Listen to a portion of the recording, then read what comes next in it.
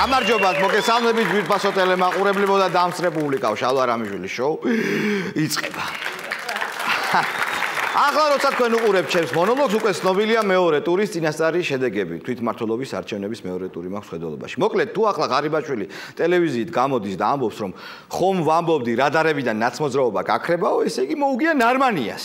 ხოლო თუ აცხადებს, რომ საქართველოში კიდევ ერთხელ იზეიმა დემოკრატიამ, მაშინ მოუგია მელიას და ეგარი.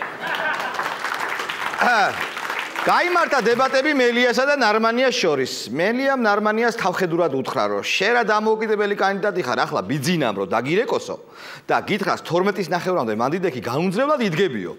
რაზეც ნარმანიამ სასტიკი პროტესტი განაცხადა და უთხრა, რასაა რომ კადრულობ ყოველთვის დამოუკიდებელი ვიყავიო.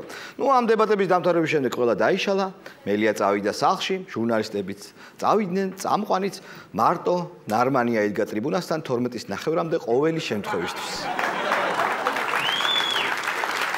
როგორც გაიყვა, საქართველოს პრეზიდენტი გიორგი მარგველაშვილი მიემგზავრება ამერიკაში, გაეროში გამოსასვლად. ბჭო, როგორც იქნა? ასე არ ჯობია, ესოდენ მაღალი ტრიბუნიდან გამოსვლა ხო პრესტიჟს შემატებს ჩვენს პრეზიდენტს, მაგრამ აქ ერთი პრობლემაა, ვიზას ჩაუტყავენ. მარგველაშვილი ისევე მიემგზავრება უელსში ნატოს სამიტზე. მიემგზავრება, მოკლედ საბოლოოდ დავრწმუნდი, რომ ამ სამიტზე არაფერს არ მოგცემენ რა.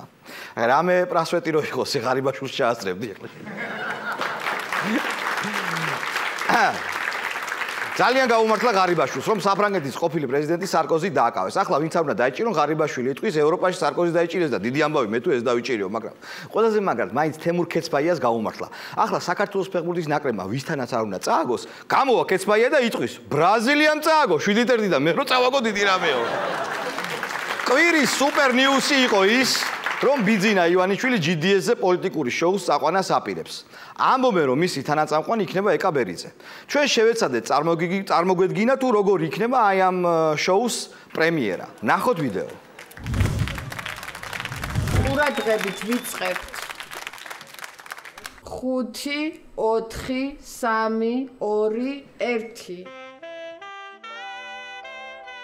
დღეს ჩვენ შევიკრიბეთ იმისათვის, რათა მივულოცოთ გადაცემის დაწყება ეკა ბერიძეს და ბატონ ბიძინას.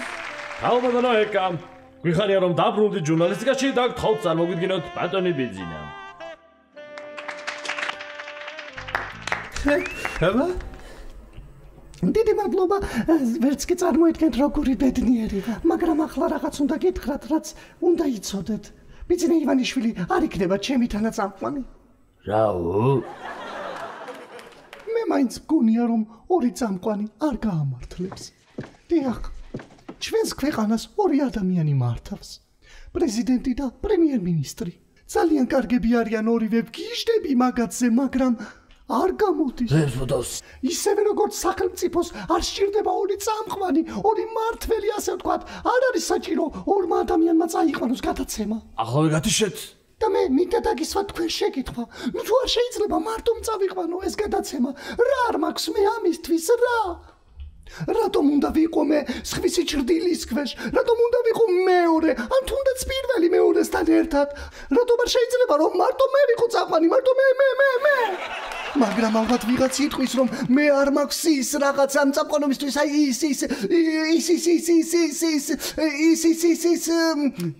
ის რაღაც, მაგრამ კონკრეტულად ვერ მეტყვით რა, იმიტომ რომ ის არ არსებობს. მგონი გაგიჟდა.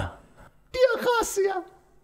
და მე ახლა გეტყვით სიმართლეს, რომელიც თქვენ არ მოგეწონებათ. მე არ მჭირდება სათვალე. და თქვენ წარმოიდგინეთ არც სამწამები. იმიტომ რომ მე ვარ. იმიტომ რომ მე ბიძინა ვარ ივანიშვილი. და ახლა განახებთ, რომ უნდა გადაცემის ძალიან მაგარი წაყვანა. მე თქვენ გაჩვენებთ, რომ უნდა პოლიტიკოსების პირდაპირ ეთერში მიჯიყვნა. ბიძინა. ისეთი დემოკრატია იქნება, მართლაც გავაუცებ ევროპას. წამყვანობის გუნდისთვის გაწირე, ბიჭო? უგულავას პროცესის შემდეგ ამწყარი ჩხუბისას პოლიციამ დააკავა დეპუტატი ბეჟაშვილი, რაც აკრძალულია კანონმდებლობით. ამაზე თინა ხიდაშვილმა განაცხადა, რომ რომელი ჯორჯ კლუნი ბეჟაშვილიაო, რომ პოლიციას ეცნო. რა ვქნათ, თინა, რა ვქნათ, ყველა შენსავით ბრედ პიტი ვითქვარი, ყოლე. ახლა მინდა ჩვენი ძვირფასი პოლიტიკოსები ფეხბურთელებს და ზოგადად ფეხბურთთან დაკავშირებულ რაღაცებს შევადარო. მიშა არის გარემარბი, გარე დარბის. გიგისაც გარემარბობა უნდოდა, მაგრამ გადაკეტეს. ღარიბაშვილი საყრდენია, შიხიაშვილი არის ბურთი, ხან ერთ გუნდს აქვს და ხან მეორეს. ბიძინა ტრენერია, როცა უნდა, ვისაც უნდა გაიყვანს თამაშიდან. მარგოლაშვილი თამაშობს, მაგრამ სულ თამაშგარეშია. აი ნათელაშვილი არის, აი ხო გინახია ტიტველი ფანი რო შემოვარდება სტადიონზე. ყვირილით ერთხელ მაინც მათამაშეთო. პროკურორი არის მეკარე. ბურთებს კი უშვებს, მაგრამ სამი ისეთი მაგარი დაიჭირა, რომ ოდიშარი არის მოთამაშე, რომელიც უკვე შესაძლებელია, მაგრამ სამი ზამენა უკვე გაკეთებულია და ვეღარ ცვლიან და ჯაჭვლიანი ძვირფასო მეგობრებო არის შტანგა. ასეთი იყო ჩემი მონოლოგი, ჩემი შოუ ახლა უკვე ნამდვილად დაიწყო, ჩემს შოუს მუსიკალურად აფორმებს დავით ფორჩხი და ჯგუფი ნატრის ხე.